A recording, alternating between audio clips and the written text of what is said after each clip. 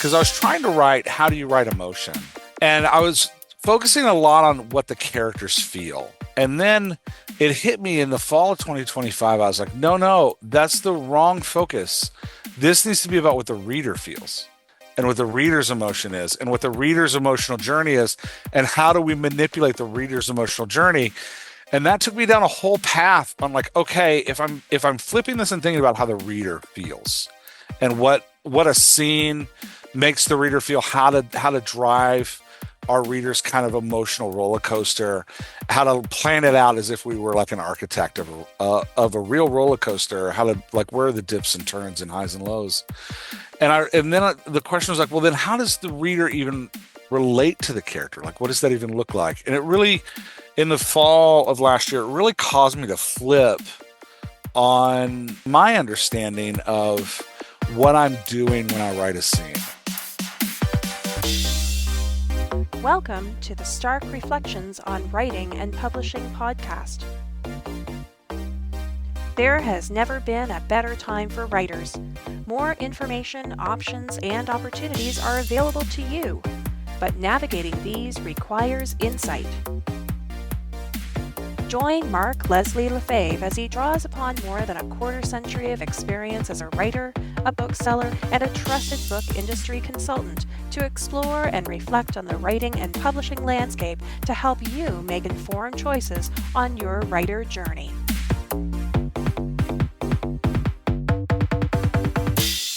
Hello, Reflectives, and welcome to episode 475 of the Stark Reflections podcast. This is your host, Mark Leslie Lefebvre. In today's episode, I have an interview with Jeff Elkins. Now, Jeff coaches and podcasts as the Dialogue Doctor.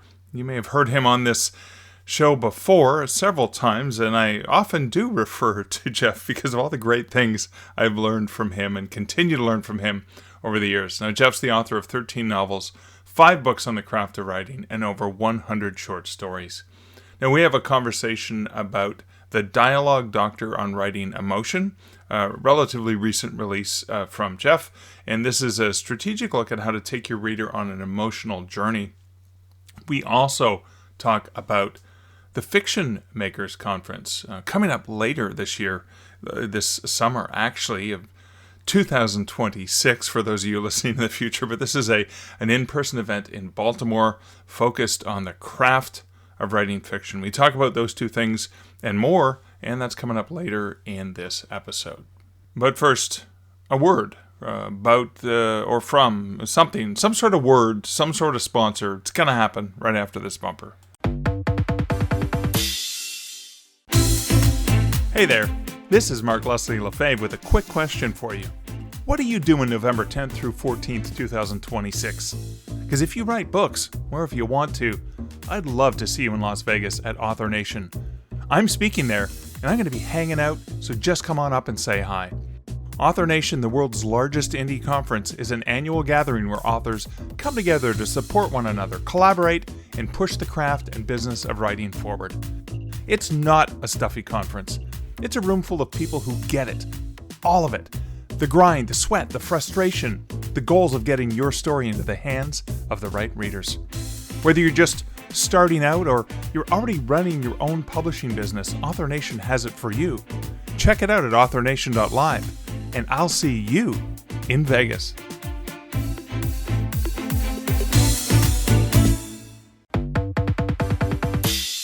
In terms of recent comments, I received a direct message from a friend of the show who was wondering at how much extra time I take in preparing the detailed show notes for this podcast that I post at starkreflections.ca.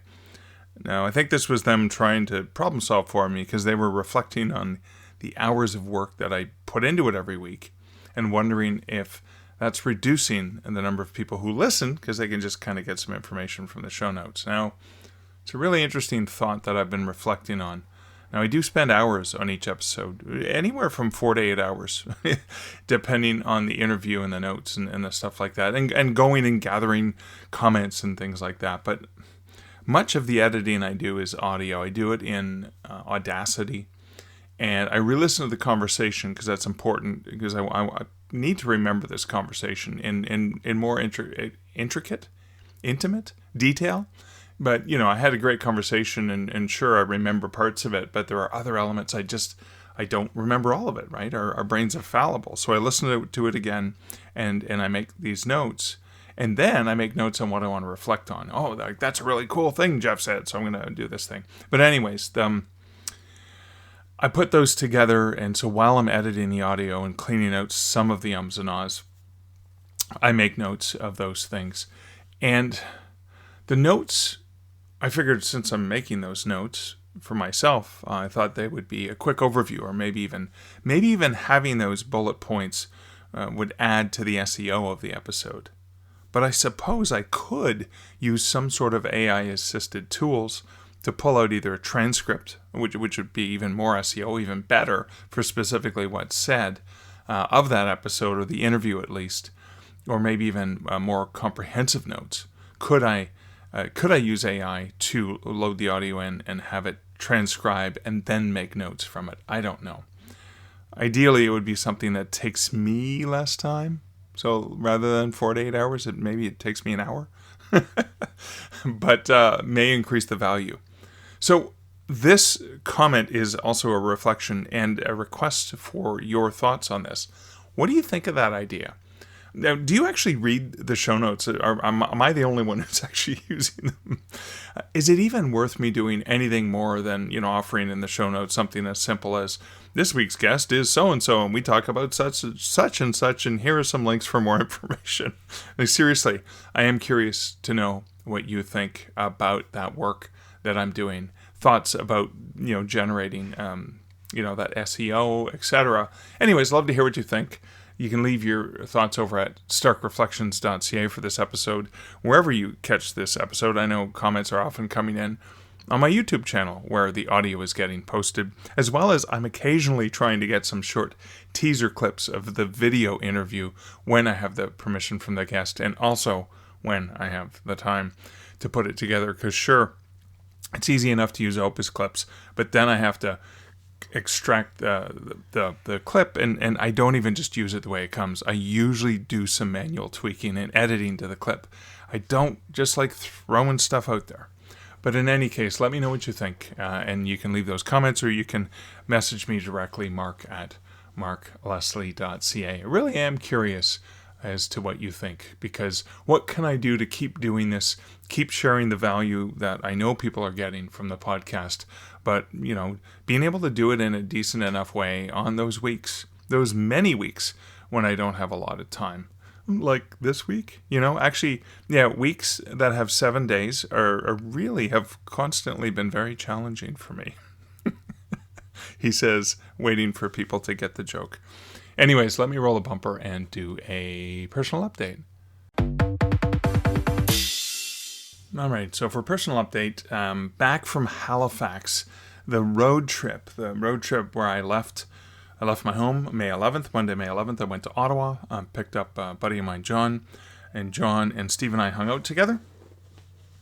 And that Monday night, had a good time. I had some pizza and wings and all the fun things that you have. Maybe a few beers. We're drunk as well. And then Steve and I got up and began our trip to eventually Halifax. The first night we stayed in, I think I talked about this a little bit in last week's episode, but the first night we stayed in Rivière-du-Loup in Quebec, and that was a good point. There's about a 6-hour drive from Ottawa, and that's where I did record some of the notes from last week's episode, and you could hear, if you're an astute listener, you can actually hear Steve making noise in the bathroom while I was trying to record that in the morning before we got back on the highway. And then we drove to St. John, where we had an amazing tour of the Moosehead Brewery, Canada's oldest, still Canadian-owned national brewery. And so very exciting. So not a craft brewery, but at the tap room, yes, you can get the standard lagers and Alpine and Moosehead and stuff that they produce, and they're mass-produced and available everywhere across the country, as well as in some northern states. But they also do at the tap room, there are unique small batch craft beers that they make, and they're only available there. So you can get them in growlers, you can get them on tap there. And I love that because it's a demonstration that the brewers are still having fun and experimenting. anyways, we had a good evening there. And we went on a tour with John, who not only gave us a really great tour of Moosehead, and it was great because I have read a book of the story of the Olin family, this legacy of Canadian beer, and the Olin family, and I can't even remember the gentleman's name, but it was a woman's recipe, of course, that made the beer, and then brought in this special recipe, working with John Molson, who created Molson, and John gave us not just a history of Moosehead and the Olin family, but also a history of brewing in Canada in a significant way. So fantastic tour, wonderful people that are there. It's always worth a stop. It's like worth going to St. John just to go to the tap room, just have a pint. Anyways, from there, I'm also going to share a really cool thing that happened at the Moosehead Brewery that tied back into writing in a very special way. And I'm going to talk about that in the post-reflection, because it relates to a reflection of something Jeff said in the interview. And then we went to Halifax and Tricon, and maybe I'm going to have to do a special episode about Tricon. I know I am going to interview Charlotte Ashley, who was at the foundation of creating the science fiction fantasy conference in Halifax. She wanted to have something for writers, because Halcon is there for fans of science fiction, and it wasn't very literary. So Tricon was very literary, very academic style, which I really liked, and run by Charlotte, who also is the owner of the Trident Booksellers and Cafe, and I am going to have her come on the podcast talking about that cafe and running the bookstore cafe, and also Tricon. So get into it in more detail. But it was so amazing getting to hang out with so many cool authors, both authors I'd known from other conferences. It was great to see them and get caught up with them, even though several of them I didn't even get a chance to do more than chat. 5-minute stand-up conversation in the hallway.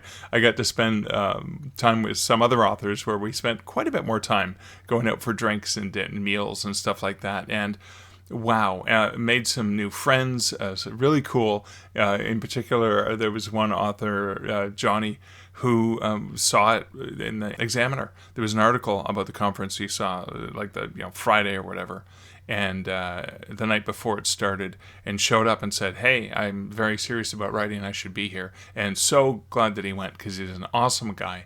And made a great new friend. And both he and his wife are storytellers, musicians. She's a musician. He also is, but he's also a writer. And so, again, just those connections that you can make that you wouldn't have made not being there in person. But there's also a value of seeing so much more of Canada by taking a road trip. And yes, Steve and I did a similar trip last year where we were going to Fredericton and then went to St. John, and then ended up going to Moncton. We stayed in New Brunswick. The goal here was to get to Halifax, and we did get to see similar parts of New Brunswick, but we yes, we did go to Moosehead, but we just went for a couple pints. We didn't go on a tour, so we explored more of the downtown last year. And unfortunately, when we were there, we weren't able to explore some of the places we explored because of construction and stuff like that. But even a great bookstore in downtown St. John that we discovered. But there's such value in not flying over so many places, but actually moving your way through it in a slower fashion. Yeah, okay, we put in 6 to 12 hour days driving, but we're in the car and we're looking at things along the way.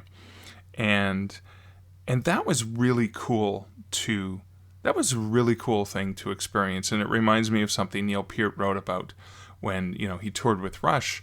He enjoyed bicycling from venue to venue, not every single one, but he would plan it out where he's like, okay, we have a few days between, I'm going to take my bike between this place and this place, and map that out. And then later on, when he got into motorcycling, he was able to travel more ground. And he said it's so much more powerful being able to see the scenery off, not the interstate kind of highways, but the side roads, and really exploring the area. And Steve and I did quite a bit of that kind of driving on the trip. And I just got back. On Wednesday, May 20th. And so we got back from Moncton to to Ottawa on the 19th. That was a really long day. We decided, well, okay, we're done. We should start getting back home. Miss home, miss Liz, and so that was a really good thing to do. So, and I was even tempted. We got back to Ottawa around 8:30 p.m. And I was thinking, okay, well, I'll have a quick dinner and maybe I'll just get on the highway. It's only 5 more hours to get home. we decided, it's better for me to get 3 or 4 hours sleep. So I went to bed, got up early, and I was back home by 10:30 a.m. on Wednesday. And that was great. I was still exhausted and I had to go to bed really early, but it was great to get home earlier. But in any case, that's a really long personal update and a bit of a reflection. As I said, I'll be coming back to that trip a little bit more, not just in post-interview, but in a future conversation with Charlotte Ashley, who owns the Trident Bookstore in Halifax. And oh God, I love that city so much. So many places I love in Canada, so many places I love to visit. But you know what I also love? I love getting an opportunity to chat with Jeff Elkins. Jeff is a great guy. It's always so much fun. We had like a conversation and then turned on the microphone or turned on the recording. I'm like, we could have just met up and just had a chat. But we have some great conversation, and that's coming up right after this bumper. Hey, Jeff, welcome back to the Stark Reflections podcast. Yeah, thanks, Mark. I'm so excited to be here. You and I have been chatting. I can seriously just chat with you for days. And so we should have just turned on. We should have just turned on the record button when we first started chatting and give people some insights. Yeah, and just talk. Yeah. Behind the scenes. Yeah.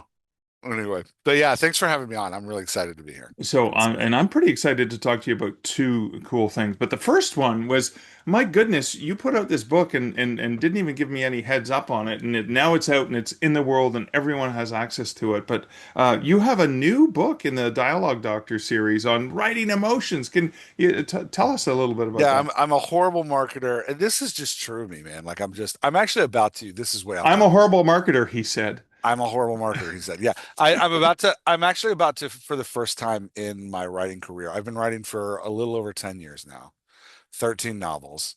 I've never marketed any of them. I've never spent more than $50 on marketing. Why is that? I want to dig into that. Let me get my therapist notepad. We'll come back to here. emotion. Yeah. Okay. So yeah, do we have a couch I could lay on?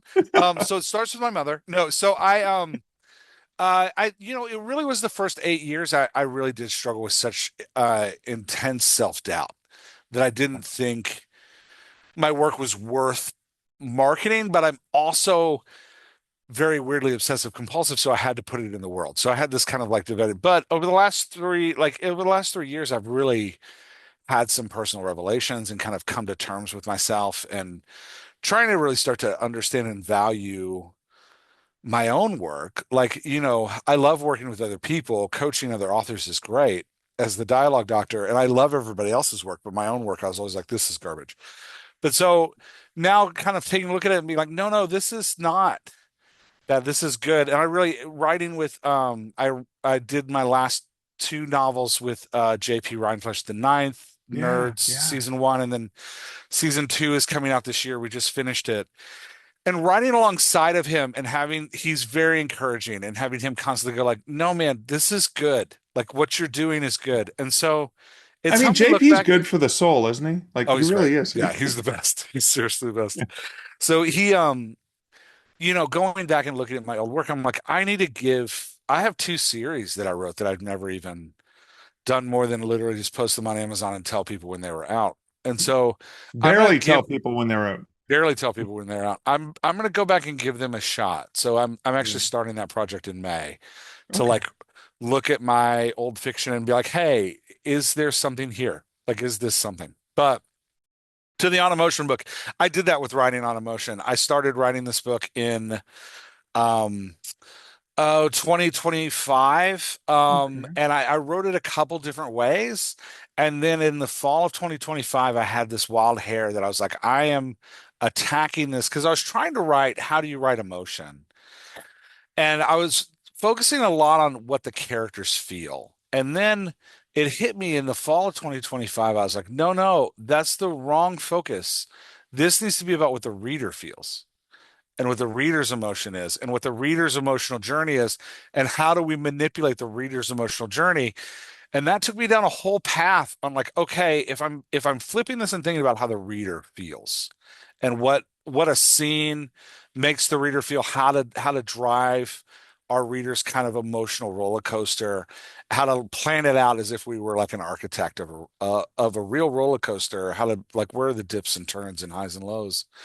And then the question was like, well, then how does the reader even relate to the character? Like, what does that even look like? And it really, in the fall of last year, it really caused me to flip on my understanding of what I'm doing when I write a scene. And so that's where this book comes from. I ended up I had it all together and I taught, it's one of those things where like this is such a different way for me of thinking about writing and kind of throwing away the idea of plot and throwing away and reframing what genre conventions and tropes are and focusing on the development of a story in a totally different way.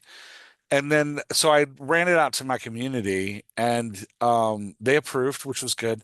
So I ran the book out in March of this year, mid-March of this year. And so far it's got a really good reception. It is a one guy, I was just talking to a friend today who's an author, and he was like, look, if I were to take this book completely seriously, I have to completely change how I think about story. And I was like, yeah, that's kind of what I want you to do. And um, but yeah, anyway, so that's where the book comes from. And a lot of it too, Mark, is we have this phrase that we use all the time now. It's like, hey, in the world of AI, you need to be the most human you can possibly be. Right. Yeah. And part of this idea on what does it mean to create an emotional journey for your reader, for me, comes from that question of like, so what does that mean to write as a human? What is that like? What does that even look like? And so for me, I think for me, I was searching for a fresh approach to story to say like, hey, Right. if I'm going to craft a story for a a, a reader that is 100% human, meaning like something that is coming from my emotional core to your emotional core. How do I do that?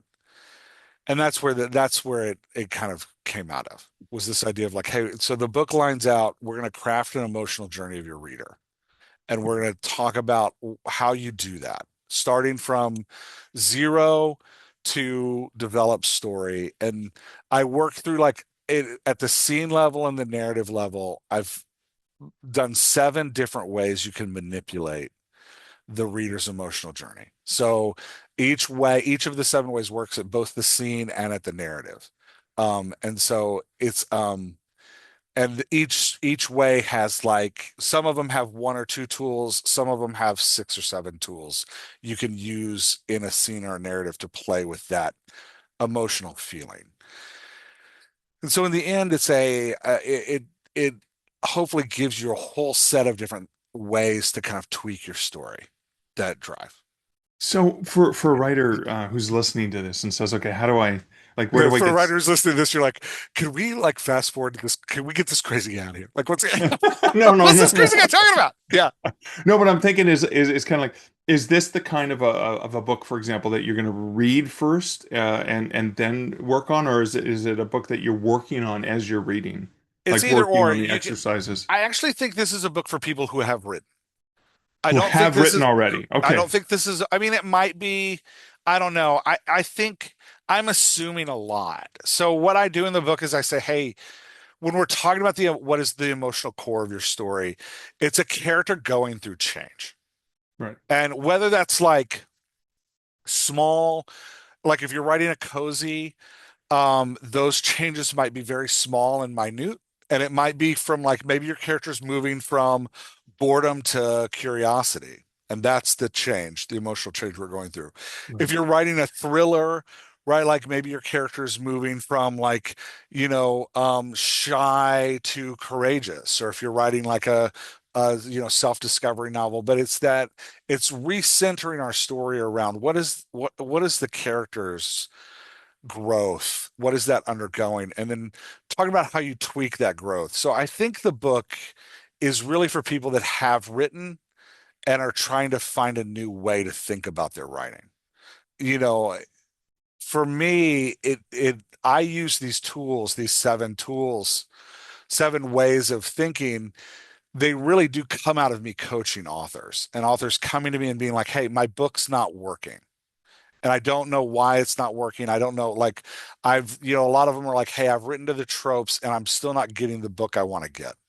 Right. And so for me, whenever I get an author like that, and I've coached over 400 people one-on-one now and developmental edited a ton of novels, and it's always like, "Hey, so let's talk about who you want this character to become." And it's shocking. Like I'll work with authors who have written like five, six, seven novels, and I'll be like, "All right, tell me the best and the worst version of your character. From page one, when I meet your character in page one, what's the best version? What's the best this character can become? And what's the worst this character can become?" And very rarely have authors thought about that. They're like, "Oh, I don't, I can tell you like where I think they're hero, like if they were going to become a hero, what that would end in." I'm like, "Okay, great. Now what's the worst? What if they fail? What does that look like?" A lot of times they're like, "Oh, I don't know." And then when I'm like, "All right, let's talk about your character voice and how that voice looks when they're the best and how it looks when they're the worst." And that can be very revelatory. And I do it on the podcast about once a month. I'll have somebody come on and they'll be like, "Hey, help me think about part two to my series," or "I just wrote this and I need to write like part two and three." And we'll talk about like what's the potential of gain and loss of your character and the best and worst version of themselves. And then the novel will kind of fall out of that. And so that's when I talk about rethinking story, we're rethinking around like, "Hey, we've got this character, we introduced them at the beginning of this story, and the reader immediately develops hopes and fears for that character. What does the character hope? Or what does the reader hope this character will become? What are they afraid this character will become?" And that becomes the trajectory of the character. Like each scene, if we're fulfilling hopes or if we're realizing fears, we get positive and negative trajectory, which is the first of those seven tools. And that trajectory has an impact on the reader and what they want. And we can craft the story from there, from that trajectory, and kind of again release you from like, "Well, what are my tropes and what are my plots?" to think about your story in a different way and to say like, "Well, what's the emotional journey I'm taking this reader on?" Does that make sense? I just Yeah, I start. think so. Yeah. Yeah. Yeah. Tell me Is no. this no, no, no. I'm just saying, is this so somebody who's listening to this and says, okay, there is something missing in my story. Maybe it's the emotion, maybe it's the emotional resonance that the reader. So I'm going to apply what Jeff says in the book. Does that mean I have to tear my manuscript apart and start completely from scratch, or are there ways that I could potentially incorporate, ask those questions, dig in, and then see, is there a way I can rewrite particular pieces of it to make it work? I mean, Yeah. I don't know. What do you usually Great recommend? question. I would recommend like, so you talked about like how do you approach this book? It's a very quick read. I would recommend reading the at least the introduction to each of the seven tools first. Okay. And then once you've kind of looked at this at the introduction to the seven tools, and I'll real quick review what those are. But once you get through the introduction of the seven tools, what I've done is I've tried to make it so that you can look at your story and go, "Oh, I need it to feel more like this." Ah, And so you can go, "Okay, here's how I make it feel more like that. I need it to okay. be more exciting, or I need it to be more fun. It's very heavy. I need it to be lighter and more fun, or like I need it to be." So the seven kind of buckets of tools are the trajectory, which becomes the shape of the reader's emotion.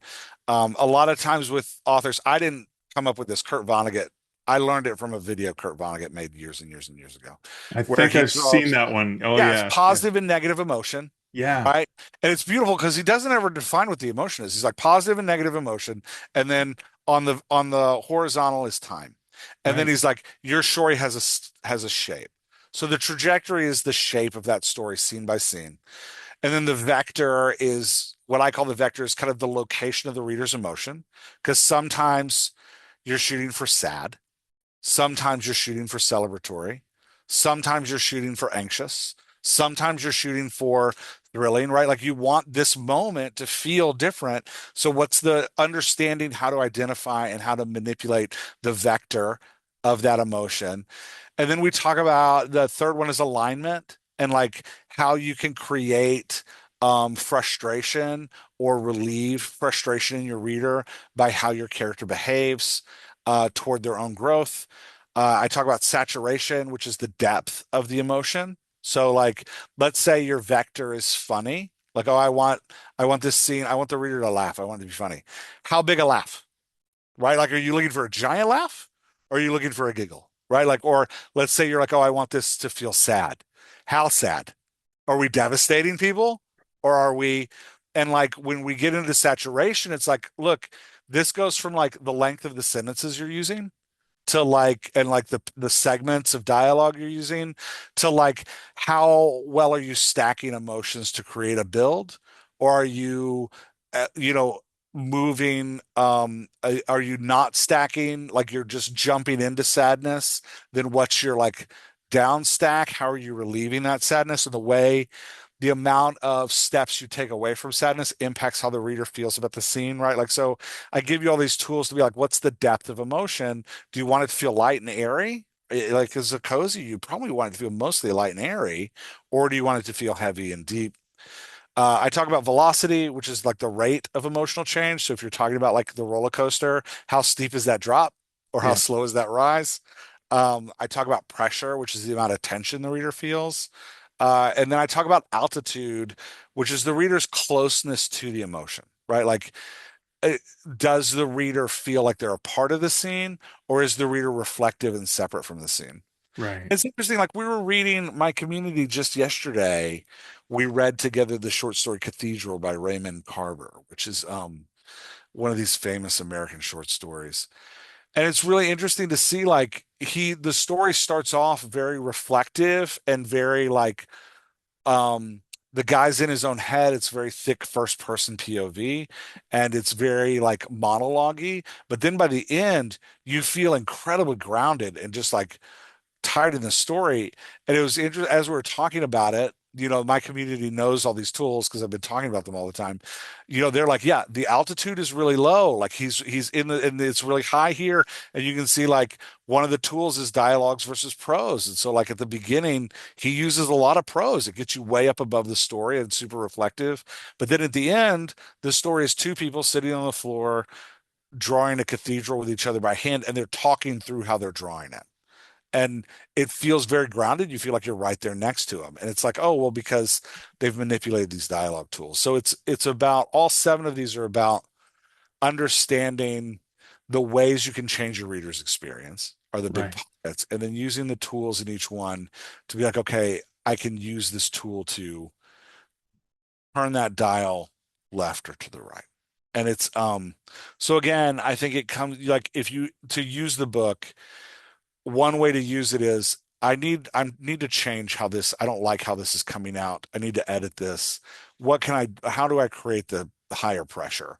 Besides just what we know is like, okay, I need to up the stakes. Yeah. Besides upping the stakes, like, and so like I talk about like, using different characters in the scene. What's the cast that you have going on and how they impacting using a reader ally? Like, we go through all these different tools you can use to change that pressure level. And so that's how I think the book is best going to be used is understand the seven tools and then as you're writing or as you're planning, use them to manipulate the reader's journey. Well, thank you for sharing that because Sorry, I you rambled a lot, no, Mark. no, no. I love that because the next question I was going to ask is give me the tools. So you're like, here's a list of the tools, but thank you. So you read my mind or you took me on that journey without me even having to Yeah, ask you. there it is. Yeah. So, Yeah, and I think there's 40 tools total in the right. book. Okay. So there's the seven buckets and then 40 tools. And you know, and again, every tool is used on the scene and the narrative level. So Right. like if you're talking about like how do I plot out a novel, all 40 tools work there. Or if you're talking about how Gotcha. I edit a scene, all 40 tools work there. You can use them either way. But Thank you. So It's so interesting as you're sharing the tidbits and that it's a reminder to me that you didn't just write this book in a vacuum, like, hey, here's something writers need to know. I'm just going to write this book and off to the world it goes. You did it in collaboration with working one-on-one with authors and working in groups. And it's almost like not test marketed it, but it's almost like you made sure that the pieces that you put into the book were Yeah. things that were actually concrete things that you've done with people to improve their writing. Yeah, I'm not a master writer, right? Like I'm not Vonnegut. I'm not I'm not Hemingway. I'm not, TJ Klune. That's not the place I come from. So this isn't about like, hey, here's what I do, you do what I do. Yeah. I'm a problem solver and I edit a lot, but I'm actually a much better coach than I am an editor. And like even the people I edit, we laugh. Like I just finished a developmental edit this week for somebody and I'd been coaching him and we did like 5 coaching sessions on like he had things that he wanted to accomplish in his book. And I was like, yeah, give me 2,000 words. We'll talk about it and we'll like meet for an hour on Zoom and talk through it and what you want to accomplish and why it's not working. And so, even when I developmental edit though, oftentimes we'll do like for 40,000 words, we'll do like 3 Zoom calls in the middle of that because I'll be like, hey, I got to this section and I want to ask, what do you want? Like, and I think that's the real difference between what I do and what a typical editor does is a typical editor has their own system and they come to the book and they're like, I'm going to apply my system to the book, which is fantastic. I always start with, I was really inspired by a book called The Anti-Racism Workshop. When I first started working with authors, I read it and she makes this amazing point of authors are artists and just because they're doing something differently doesn't mean they're doing it wrong. And so the question you should always ask of an author is, what do you want? What do you want? Like what's your goal here? And then we can ask, are you accomplishing that goal? But so this book really comes out of me sitting down with over 400 authors one at a time going, hey, what do you want? And let's figure out how to accomplish that. Like let's figure out how to make that happen. And so, like I just a friend who I coached through her, and she doesn't mind me talking about this because I put it out in my newsletter recently, and she was cool with it. I asked her first. She just wrote these amazing detective novels. Her name's Jan Field. She wrote these great detective novels. And I remember when we started coaching, she asked me, she was like, I'm struggling. She had written a whole novel, and she's like, I'm struggling with my character's voice. And I was like, and I'm reading the novel, and he's very chatty. And so I was like, well, yeah, we can like make this sound more realistic or whatever. And I stopped. I was like, you know what? I should ask her what she wants. I was like, what do you want? And she's like, I really want to do that old style, like, kind of older generation. All the feelings are internal and he doesn't. He's that kind of quiet stoicism. I'm like, oh, well, he's like, he's talking way too much, kid. So we Yeah. talked about like, how do we get that voice? And Right. I just gave her the tools to build her own voice. And that's what this book is about. It's about like, hey, let me give you there's an emotion, there's a way you want the reader to feel. Right. You feel this story, and when Yeah. you write this story, especially if you're writing like lit fic that's personal to you, you're writing something, you're crying as you're writing it. Like this is a hard story you're writing, and you want the reader to feel that. And so this book is about me saying, like, here are the tools, a very practical, very down to earth tools, like down to like, how many characters do you have in this scene? Right. Because if you have more than 3, you're bending toward lighter emotion, Right. right? Like your saturation is light. One-on-ones, saturation feels deep. So if you want a funny party scene, don't make it with 2 people, right? Yeah. Like, let's get more people Well, in there. that's not much of a party. That's kind of sad. It's kind of sad, right? Like one Okay. on one, like you sit with 2 people in a car and things get vulnerable. You sit with 4 people in a car and things get messy, right? Like, Yeah. so, well, how do you want it to feel? And so often people will be like, well, my book's not funny enough. I'm like, well, yeah, it's just 2 people walking around together. Like, let's get some more people in here. Like, so it's that, but it can sometimes be very simple and as practical as that. Sometimes it's more complicated. It's like, how relatable is this character voice? And like, what are you doing with like the vehicle character that the reader's living the story through? what are you doing with the relatability of that voice, and how are you if you have a difficult voice, how are you compensating with the altitude you're creating, because a difficult voice is more reflective and a higher altitude. It's harder to get grounded with those characters. But like, so like with, if you're like reading like Bachman's like Britt Marie Was Here, which has a very difficult character voice, part of what he does is he puts other characters around that voice that are extremely relatable, that then like that character. So like Britt Marie Was Here starts off with a like person trying to help her find a job, like a social worker trying to help her find a job. And in that, because the social worker trying to help her find a job likes her, we learn to like her in the first two chapters. And so Yeah. that's part of those altitude tools, is like, hey, let's talk about your vehicle relatability. And if you fall in this spectrum of vehicle relatability, here's what you need to do to make that story feel more grounded.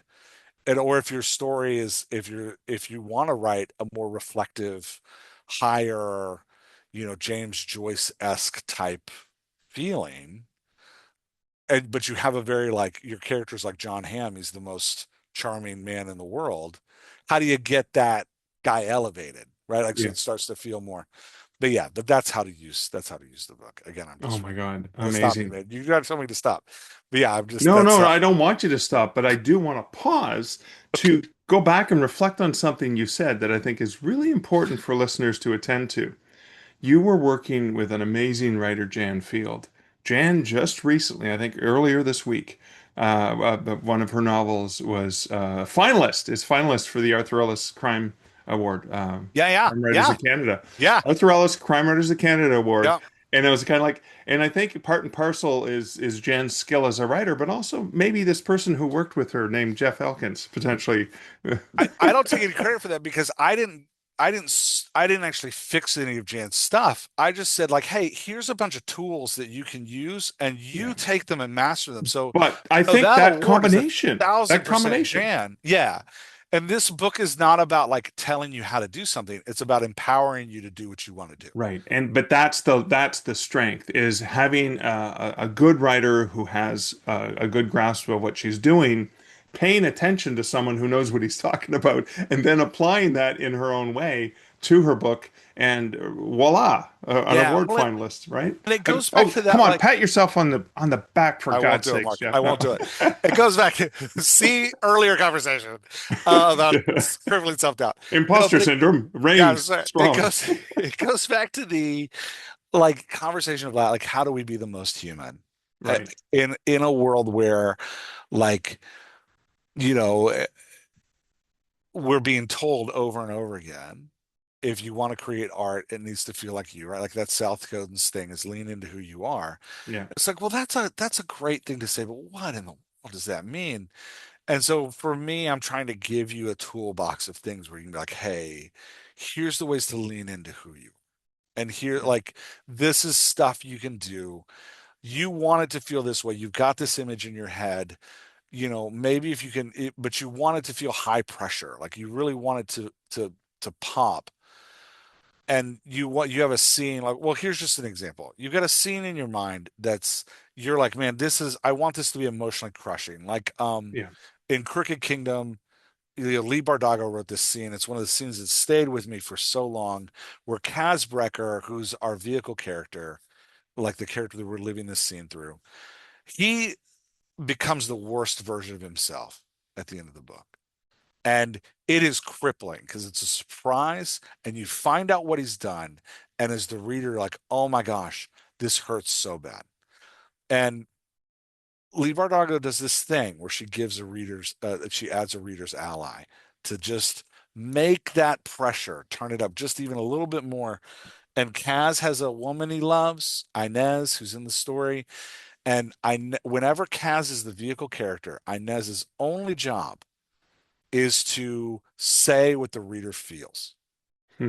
And so and because she's the reader's ally, it's a tool you can use. And so there's this moment Is where that a Watson kind of character? it's not, No. it's a C3PO kind of character. Ah, okay. All right. But when you want to if you want to decrease the pressure, you use them like Star Wars uses 3CPO, where they explain things to the reader, where they're like, oh, Tatooine, that's the desert planet that we all know. And the reader, like, the reader's ally character gives information that like relieves the Gotcha. pressure. But Lee Bardago uses it in the opposite way to increase the pressure, where when Kaz is doing these horrible things, Inez is just going, Kaz, no, Kaz, please, Kaz. And the reader, every time Inez speaks, the reader's like, oh, that's exactly what I'm feeling. And it escalates that feeling and it brings higher and higher tension. So that's just an example of like one tool you can use to play with that pressure gauge of like, okay, I want to turn the pressure down here. This is feeling too intense. All right, well, then throw three people in there who's going to be like, don't worry, this is going to be okay. We come to this planet all the time, right? Like, or Yeah. if you want to turn it up, throw a character in there that is going to say what the Yeah. reader feels, and I've that got a bad feeling about this to yeah, stay in the same same universe. 100%. And it gives the reader permission to feel that, and that's why Yeah. it turns up that pressure. But that's just like one of the five ways, the five tools you can use to play with pressure. But it's that kind of like that's what I'm doing with the book is like, hey, this is what you want. Here's five different tools you can use to turn that pressure. And if you want a super high pressure scene, turn all five of those tools. Like take all five of those dials and crank them all the way up, and you will have a super high pressure scene. Wow. If you want a low pressure, like feel good, bridesmaids, we're hanging out at a table all laughing, like bridesmaids the movie, we're hanging out at a table all laughing, turn all those dials down, right? Like, and like you'll have a light and airy, low pressure scene. And so it's just, it's about giving you the tools that you need to do what you want to do. And it's not a system. It's like, okay, follow these five steps and you get this. It's like, I'm just going to give you all the tools in the box and you can use them however you want to create whatever you want to be the most human you possibly can. And part of me is like, look, get weird with it. Like I have a good when we think the story should zigzag, right? Like go the other way. Like, and I think that's where it starts to get fun as you get to start to, and I think it's even, I find when I'm coaching people, genre writers who do write to systems and to tropes actually have a lot of fun with these tools because it allows them to do another thing we say all the time, which is you should know your reader's expectations and subvert them, right? These tools empower you to subvert them because you know what they're expecting. And when they're expecting you to zig, these tools allow you to zag and go like, oh, okay. Yeah, but anyway, that's what the book does. That's what the tools play with. One of the tools that was most surprising, now that I'm just blabbering, is the alignment tool. And this is one of those areas that just has one tool in it. And it's whether the reader and the vehicle character are aligned in the vector of their emotion. So because sometimes the most of the time the vehicle character, your lead character, point of view character is gonna when they're happy, the reader's gonna be happy. When they're sad, the reader's gonna be sad. But then, like in that scene I was describing with Kaz Brecker, Kaz is delighting in being terrible. And as the reader, I am so angry. Yeah. And that's because we're unaligned. And it's a tool you can use to really zag when your reader thinks you're going to zig. Right. And how you use an alignment is you know the reader's hopes for your character, you know the reader's fears for your character. If your character delights in fulfilling fears, it throws the reader for a loop. If your character gets angry at fulfilling hopes, it throws your reader for a loop. So, like if your character gets mad when they're showing positive growth, Right. it makes your reader lean in and get frustrated because they're like, what is happening? And if your character gets delights in being terrible or in being the worst version of themselves, it makes your leader lean in and go, what are you doing? And so it's this like way that tool of unalignment is something you can use in your story to really start subverting those expectations of your reader and start messing with your reader's experience. Awesome. But Thank you. that's one of the fun chapters that was like, yeah, this is something we can do in the middle of a story when we're like, okay, when the reader is getting complacent and like everything is going good, you can unalign the character and the reader, and all of a sudden it makes the reader take a step back and be like, wait, what's happening? and makes them lean into the story and reinvigorates their energy in the story. Yeah. I love that. Well, I know one of the things that makes people lean in, and this speaks back to being human that you mentioned earlier, Mhm. is those in-person interactions that we have. Like I was lucky enough to get to hang out with Jan Field in Toronto at the Toronto Indie Did you AuthorCon really? just Oh, last weekend. I've Yeah. never met her in person. I'm Oh so no, I jealous. mean I've met her a couple of times, but it was great to see Man. her again. Especially at this journey, at this stage in the writing process, because I remember meeting with her early on. A mutual friend actually Yeah, introduced yeah. us way back when. Actually, a mentor of mine introduced No way. See, us. that's so Yeah, funny. I didn't even know yeah. you knew her. A It's really fun. storytelling mentor, actually. Now So I feel like I should have used it who into somebody good. who actually hasn't ever written, but is one of the best storytellers I've ever known, if you know what Yeah. I mean. Yeah, So, yeah. anyways, that's a long segue into an in-person event that you have coming Yeah. up in Baltimore, where the human connection, that alignment between creative types can happen. Can you talk what's going on in Yeah, Baltimore? yeah. It's the end of the summer of 2026, right? It's the end of the summer. It's August 22nd, 23rd. We're calling it the Fiction Makers Conference. So this has been a passion of mine for years, and I'm finally pulling the trigger on it. The world is tough. Like we're in a tough space right now in the world, and it is hard especially for a lot of us who are creatives.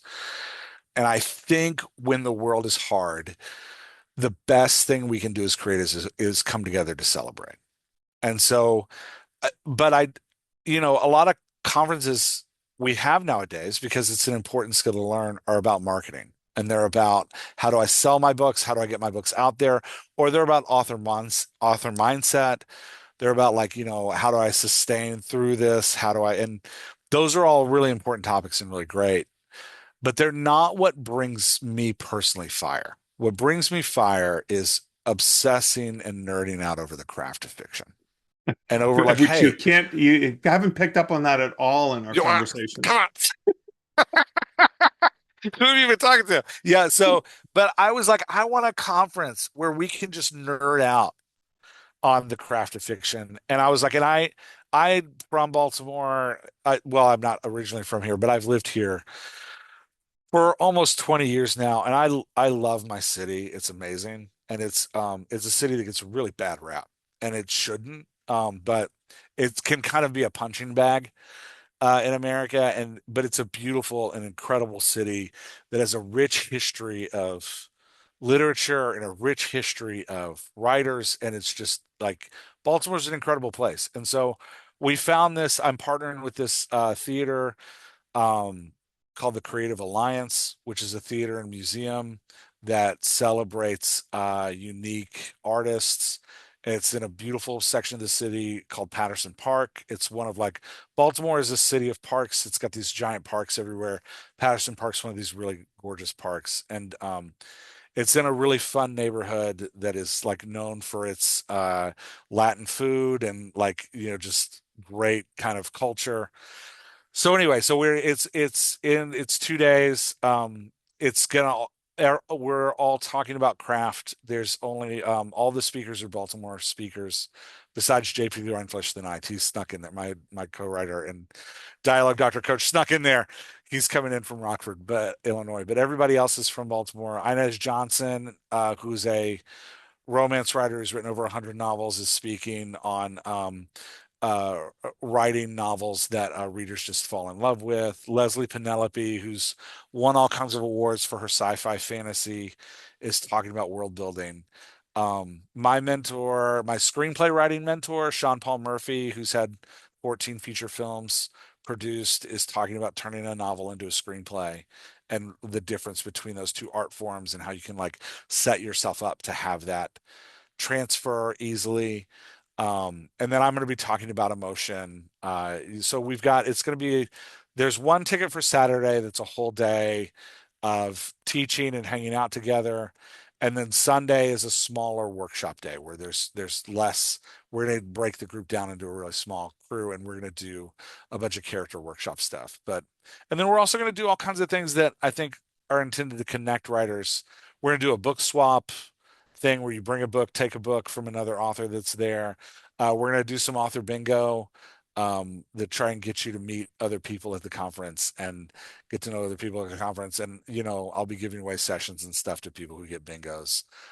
So it'll just be a great time of connecting and getting to know each other. And so I Well, this think is awesome. Like, is there a cap on how many tickets are going to be available? I mean, should people be rushing to get the tickets now yes, before get they the sell tickets out? right now, right now. No, we kept it really cheap. It's $145 for the day, and it's Okay. there's we're looking for like 150 people total.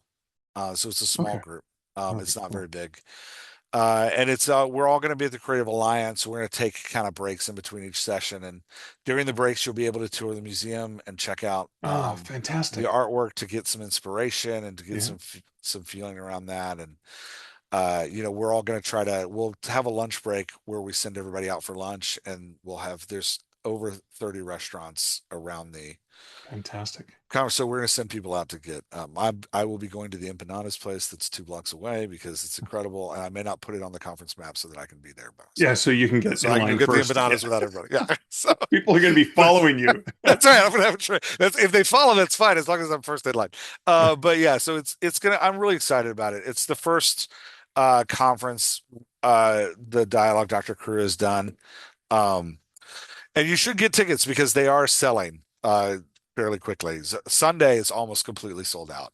Oh my God. And Sunday I think is 20. We capped it at 20 people, and it's Oh, it's almost sold out. very, very It's intimate. very Yeah. small. Sunday's a 6 hour day with me, JP, and Laura, the three Dialogue Doctor coaches. Right. And we're going to talk about character building and cast development, and it's all workshop. That's why we kept it small, because we're actually going to pull up some tables and get your Right. workout and look at what you're writing and how it works. Wow. So yeah, anyway, I'm really pumped about it. If anybody wants to come, they can go to fictionmakers.live is where it is. And again, yeah, it's the Fiction Makers Conference.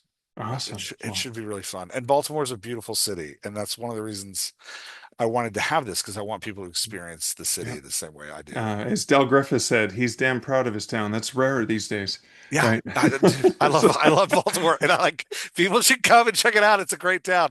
thanks, Doobie. Especially, yeah, Okay. yeah, it's great. It's great. Maybe if we get enough people to show up, we can get John Waters to come walk in, and There you I don't go. That'll do he it. That'll won't. do He it. does. I don't know him. He won't walk in. But Okay. that's yeah. There's always that hope in the back of your Yeah, mind. there's always that hope in the back of my mind of like, maybe I can get When maybe I can make a big enough Liz noise. and I were driving through Ladysmith on Vancouver Island, which is near Nanaimo, that's where Pamela Anderson lives now. And it's like, Wow. as we drive through, we go a little bit slower just in case we catch And sight you're of like, maybe she's yeah, her. very funny. Yeah. Okay, Those people have security guards for people like me. yes, That's why, yeah.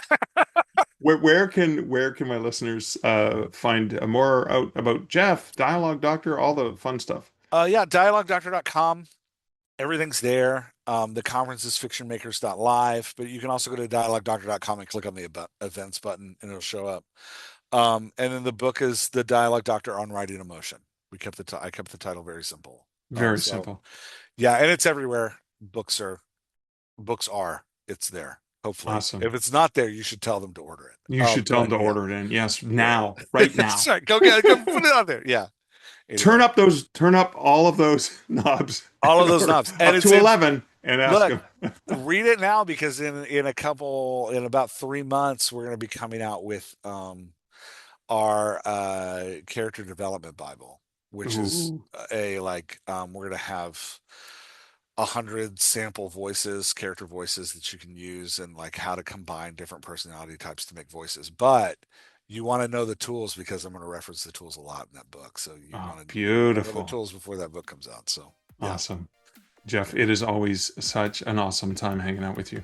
Mark, thanks for letting me on. Thanks for letting me come on and rant. Yeah, I really appreciate it, man. Okay, a few things to reflect on from that conversation with Jeff. And the first thing is just really important, and I know that was kind of like the point of much of our discussion, but it's the concept of what you want to make the reader feel. It's kind of like you're creating a picture, a portrait, and the portrait is meant to instill feeling. And that goes back to something I remember thinking about back in 2020, and when I was struggling with, writer's block, I guess, what you would potentially call writer's block. I was blocked. I was having trouble creating. I was having trouble writing. And then I realized that storytelling itself isn't necessarily always writing for me. There's different methods. I'm storytelling in a way in this podcast, which I never stopped doing, even during those blocked times. And I'm storytelling when I'm speaking, when I'm doing talks for writers, or when I'm speaking as a horror author. And even when I'm sharing dad jokes and the stupid things that I love to share, I'm storytelling. And that storytelling is what leads to, when I think of storytelling, I particularly think about in-person storytelling, so you can see the reaction of the audience. And I will often adjust my style to match what's working with the audience. So it's kind of like, oh, I want them to feel a certain way. I can tell if they're feeling that way by the reactions. Like there's the nonverbal reactions and sometimes the vocal reactions, laughter, groans, whatever it is that you can sense in the audience, and adjusting to that. And when I think about Jeff talking about that and these great techniques, I'm going to have to pick up the book, of course, so I can check out these techniques and give them a try in my own writing as I continue to work on improving my craft. I think about other elements of making the reader feel, or the spectator, or whatever it is. I just think it's such a fantastic perspective that reminds us of what it is we're doing when we're writing, when we're storytelling. Yes, you want the characters to be real and you want them to be feeling things, but what about the reader? And how are they going to feel connected to that character or not in certain scenes, in certain elements? So anyways, great conversation that I learned from, and I hope you learned from as well. The next thing, and this kind of relates to a personal update that I alluded to or hinted at earlier, is when Jeff said, what does it mean to write like a human? And he talked about that, that time, in an age of AI, the concept of how you should be the most human you can be, which, what does it look like? What does it mean to write like a human? And that really spoke to me, particularly because I've been thinking about it a lot lately, and the witch hunting that's happening on authors who have leveraged AI. And it's interesting that this is the thing that authors are attacking one another for, threatening them, just losing their absolute minds over the use of something like that. And I'm sure I've lost listeners to this podcast because I dare use a digital voice, my own digital voice, that I dare use the technology like that. Or that even, one of my sponsors is Manuscript Report, which again, manuscriptreport.com. Use the code MARK10, MARK10, to get 10% at checkout, because I'm using Manuscript Report to get some marketing insights from my own books as well, like books that I've written, but using that tool. It's an AI tool. So I probably have some people have lost their minds and just stopped listening.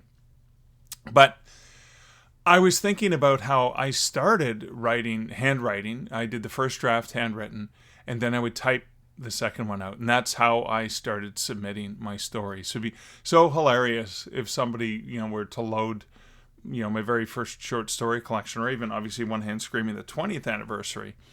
But I mean, some of those original stories were handwritten and typed up first before they were turned into digital format.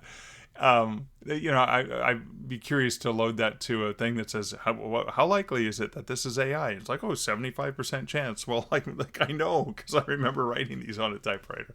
But anyways, to that end, I have long wanted to go back to typewriter, not go back to it. And I had Scott from Spotify. It used to be Findaway. He was a typewriter aficionado, And I can't wait to talk to him and show him pictures of the new typewriter I recently acquired. And there's a fun story to this. So I've been looking for a typewriter, seriously. And then I was thinking about doing something at in-person events with the typewriter. And I was thinking about things I want to do. Like, I have not written something on a typewriter in a long time. I think it would be great to go back and see what that feels like. So before I left for this trip to Halifax, I remember Liz was going to, it was like a great giant multi-block garage sale or yard sale or whatever you call them in either in Elora or Elmira. No, it was probably Elmira because it was closer. Elora's farther away. And I, I was working on stuff because I was getting ready to leave for my trip. And so I texted her. I said, if you see a typewriter, let me know. Send me a picture. I want to come out and look at it because I'm looking to buy a typewriter. And I've kind of wanted one for more than 20 years. And I remember looking at places like years ago, but I'm getting serious about it again. And when Steve and I were in St. John, New Brunswick, at the bar, at the tap room at Moosehead, a couple people were there and they were getting some beer, and they mentioned something about a zine. And my eyes opened up, my ears perked up, my eyes peaked, and I said, zine? Oh, you guys publish a zine? And just, zine is like street literature. It's kind of like, not like hand produced, but it's basically, it's something that's created and either, stapled together and then distributed for free. And the cool thing about zines is it's kind of like, zines are almost like digital indie publishing, but way before digital indie publishing. They go back 30, 40 years. I should actually trace them back. I actually did have, was it Lloyd Penny that I had on the podcast? I'll have to find a link to that episode talking about zines and his love for zines. And so I was so excited. So she had some on her, and I said, she showed them to me, and I was like, so excited.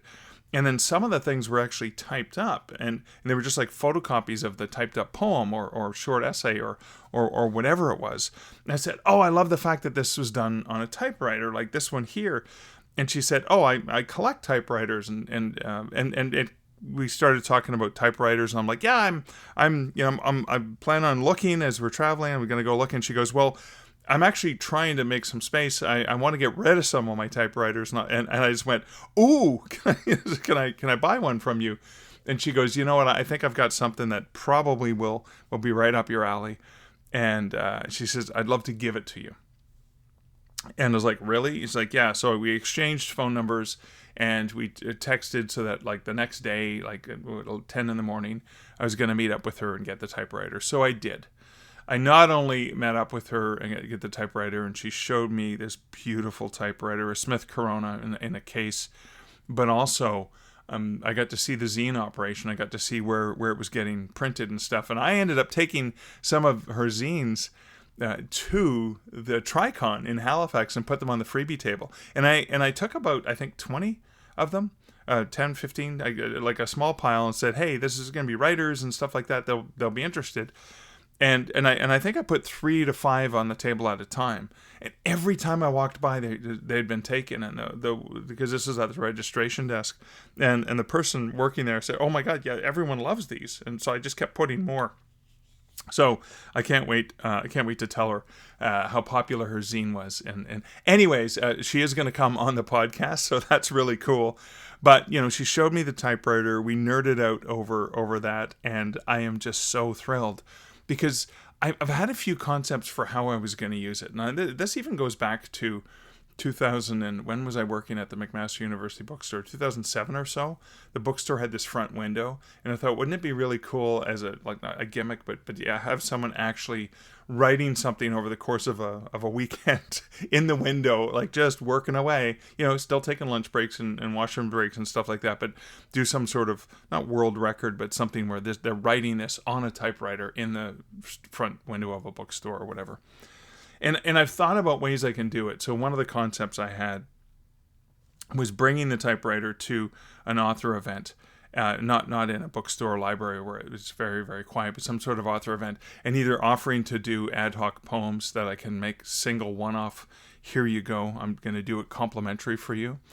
but even potentially as I'm brainstorming, instead of writing or scribbling in a notebook, actually typing my thoughts out, because just like Barnaby, my skeleton, draws people to a place, potentially the sound of a typewriter is an intriguing noise that may bring people over and say, well, what are you doing? Oh, I'm just making notes for the next book I'm working on. I'm just doing the notes here.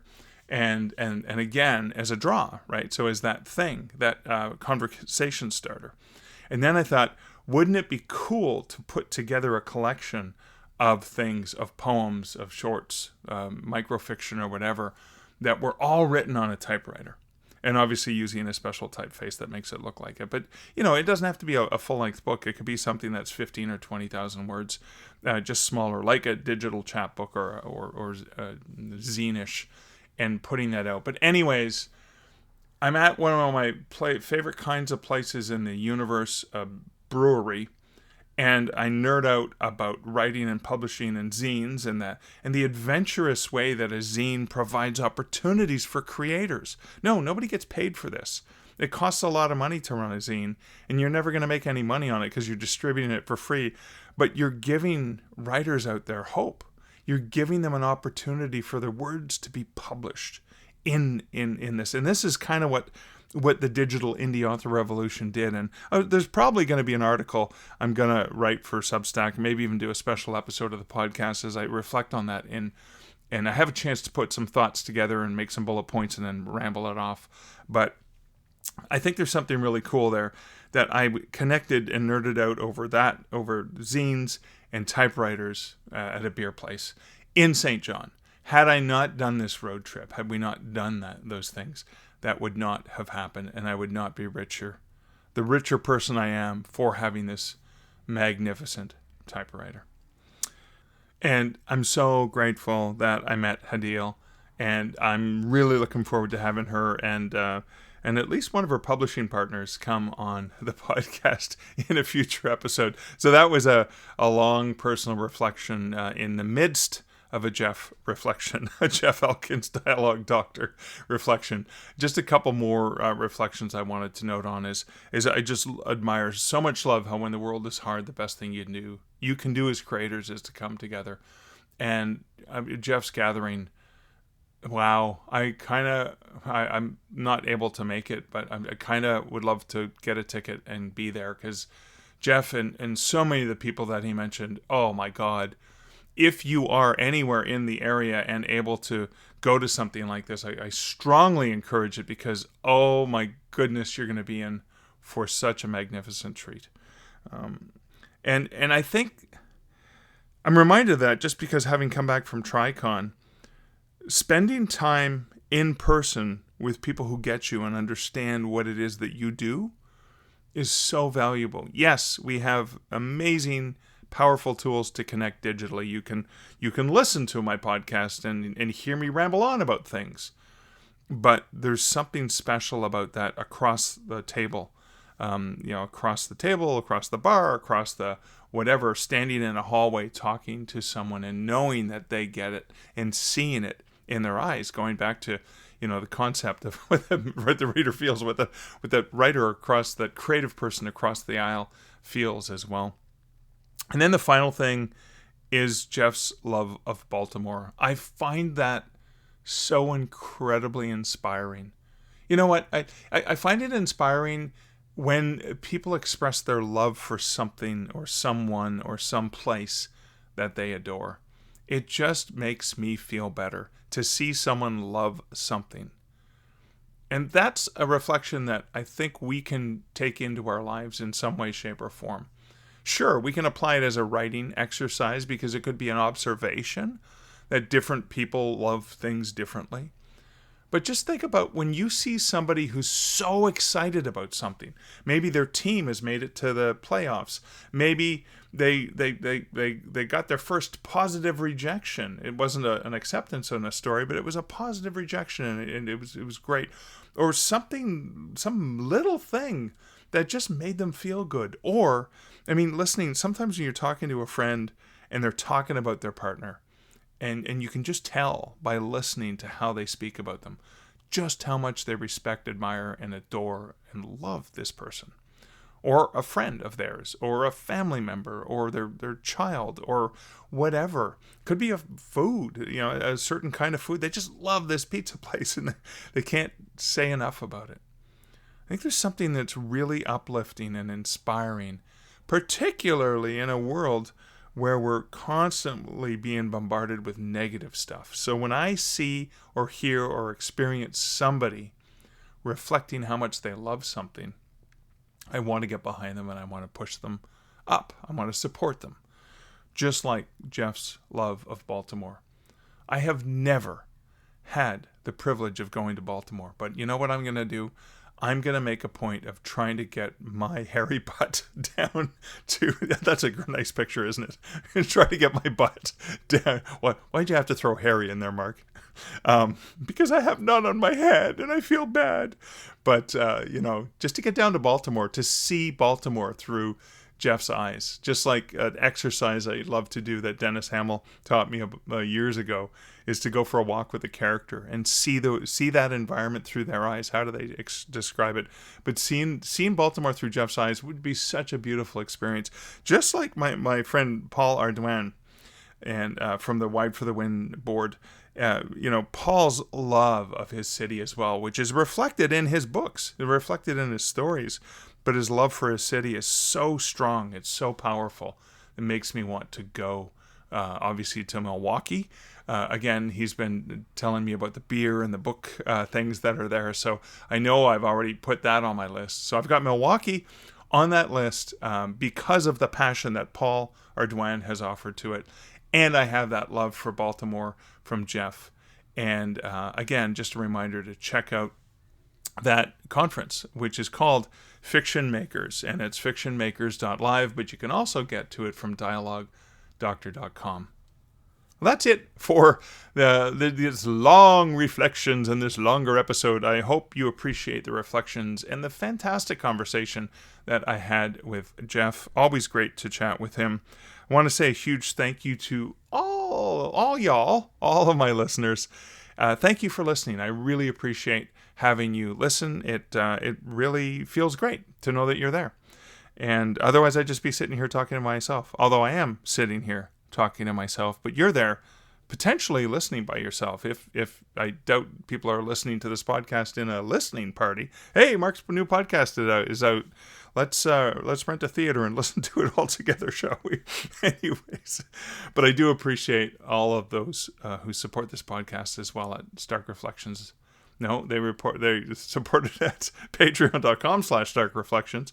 But, checking out the podcast at starkreflections.ca, but also my awesome coffee buddies at buymeacoffee.com/Mark Leslie. Thank you guys so much. I really do appreciate the additional support that you guys throw into helping support this podcast. You can support the podcast, of course, by leaving your comments and reflections. It does really help me. It reminds me of the awesome people who are listening to this podcast and the awesome things that they're reflecting that I can learn from and other listeners can learn from. I found a technology, I wrote it down a couple of weeks ago, about how there's a way that people could leave voice instead of typing, and I think it'd be even cooler to hear your voices. I've done that in some special episodes, but that would be a great way to hear your reflections. But also, a way you can, support the podcast is leave a review wherever you listen to podcasts. A rating or review, just let people know that this is something that you appreciate. And of course, one of the best ways you can do that is sharing this episode or any episode that you've enjoyed or you found some value in with somebody else, because that sharing is most definitely caring. It helps you feel good. It helps the person you want to share this with. It helps my guest get heard by more people. And of course, it helps me. It just helps everyone. And it's that thing we talked about. It's that love. Hey, I really love this. You should check it out. So I really love you and thank you for listening. So until next week and until next episode, this is, as always, Mark Leslie Lefebvre wishing you great writing and good Stark Reflections. Thank you for listening to the Stark Reflections podcast. You can find show notes for each episode at starkreflections.ca.